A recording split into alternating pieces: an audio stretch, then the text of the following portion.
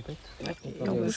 Et Là, tu vois, regarde, la bouche elle est vers le haut. Ouais. Et bah là c'est pareil, tu la vois bien la ligne noire. Là on la voit bien. Ouais. Et les écailles, tu vois bien les marques. Plus encore. Tu mets 80. 8 cm.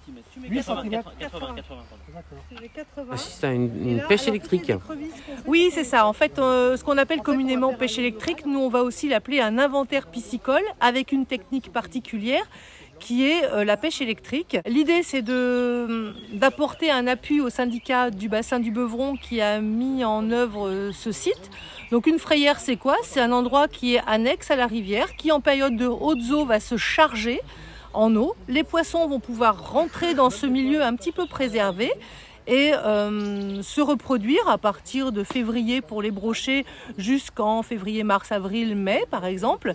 Et suite à cela, la frayère va progressivement se vider en lien avec le niveau de la rivière et les alevins vont retourner au milieu naturel. Ce qu'on a vu, c'est qu'effectivement on n'a pas beaucoup de diversité, néanmoins on a un écoulement tout du long et on a des petits poissons.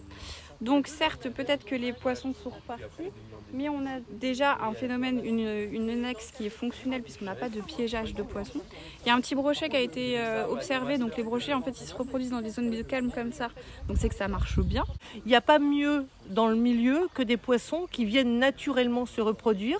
On évite maintenant dans les cours d'eau de remettre du poisson juste pour faire plaisir entre guillemets aux pêcheurs. En fait, on a beaucoup des écrevisses. La présence d'écrevisses, c'est pas un mauvais signe.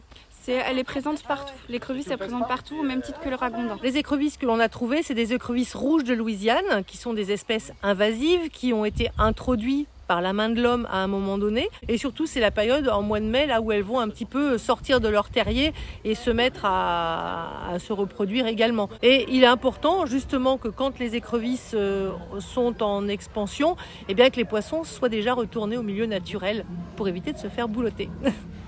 Est-ce que les écrevisses vont finalement retrouver leur écrin naturel? Alors non, parce qu'elles ont un statut particulier. C'est ces espèces qui sont classées invasives. Hein. Donc elles ont un statut, dès lors qu'elles sont pêchées, elles ne peuvent être remises à l'eau. 126,7 130. Il n'y a même pas pour une personne.